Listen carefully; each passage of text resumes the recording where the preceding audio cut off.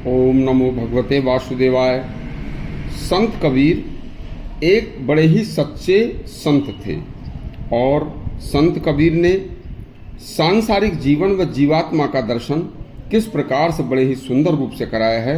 एक किसान का बड़ा ही सुंदर प्रसंग है और इसमें उनका संत कबीर का एक छंद है। यह पूरा सुनना बड़ा ही कल्याणकारी यह विषय है।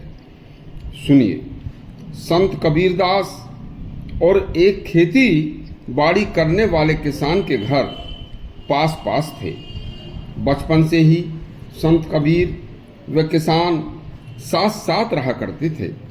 संत कबीर हमेशा बचपन से ही भगवान के भजन व अपने घर में होने वाले सूत के कपड़े बुनने के कार्य में लगे रहते तथा हर समय जो कपड़े बुनने का कार्य होता था उसे करते करते भी भगवान का कोई भजन गुणगान करते रहते थे तथा ईमानदारी व धर्म पूर्वक अपना रोजी रोटी का कार्य भी करते रहते थे। एक दिन कबीर ने उस पड़ोसी किसान से पूछा, भैया क्या कभी तुम भगवान के भजन या भगवान की पूजा पाठ के लिए भी कुछ समय निकाल लेते हो? किसान बोला, भैया कबीर मेरे बच्चे अभी बहुत छोटे हैं, जब तक ये थोड़े बड़े न होकर थोड़े समर्थ न हो जाएं तब तक भगवान का भजन कहाँ। इसके बाद जब ये बड़े हो जाएंगे तो भगवान का भजन अवश्य करूँगा। धीरे धीरे बच्चे जवान हो गए। तब एक दिन संत कबीर ने फिर वही बात कही कि भैया, तो वो बोले, किसान बोला, भाई जरा बच्चों की शादी तो हो जाने दो कबीर भाई, उसके बाद बस भजन ही करने का काम रहेगा। कुछ दिन बाद बच्चों की शादी भी हो जाती है।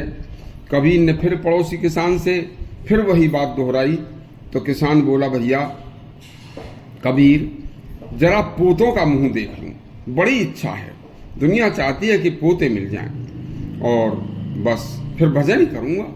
कुछ दिन बाद उसके पोते भी हो गए। बस इसी उधेड़ बुन में किसान बुढ़ा हो गया और एक दिन उसकी बूढ़े होकर उसकी मृत्यु हो गई। कुछ दिन बाद कबीरदास ने भगवान में ध्यान लगाकर देखा कि मेरे पड़ोसी किसान की आत्मा कहाँ गई है। तो कबीरदास ने देखा कि उस किसान ने उसी घर में एक गाय के बछड़े के रूप में जन्म ले लिया है। जब तक बछड़ा बड़ा हो गया तो किसान के बेटे उसे हल में जोतने गाड़ी में भारी बोझा लाद कर ढोते। कबीर उसे रोज हल में गाड़ी में चलाते देखते और मुस्कुराते। एक दिन संत कबीर को बैल दिखाई नहीं दिया तो उन्होंने पूछा तो पता चला कि बैल बूढ़ा हो गया था, भारी काम बस की नहीं था, तो उसे एक तेली अपने तेल का कोलू चलाने के लिए खरीद कर ले गया है।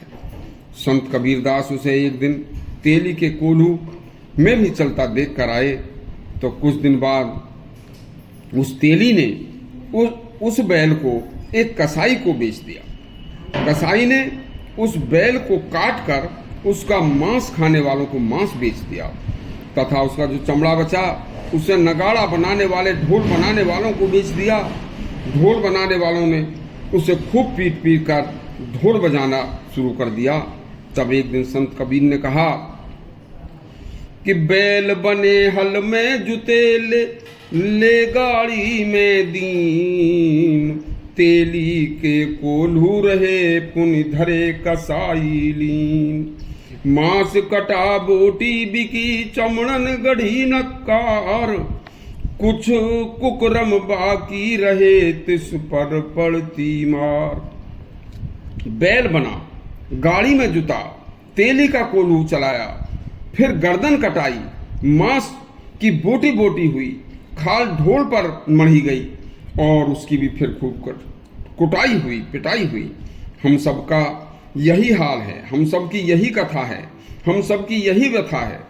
समय रहते नहीं चलेगा, जो नहीं चेतेगा भगवान के भजन में, जो चित्त नहीं लगाएगा, जो धर्म से विपरीत चलेगा, तो फिर पछताने के लिए कुछ शेष नहीं बचेगा। यदि आपको हमारा सुंदर कथा अच्छा लगी हो तो हमारा चैनल सब्सक्राइब करें और घंटी दबाएं। धन्यवाद।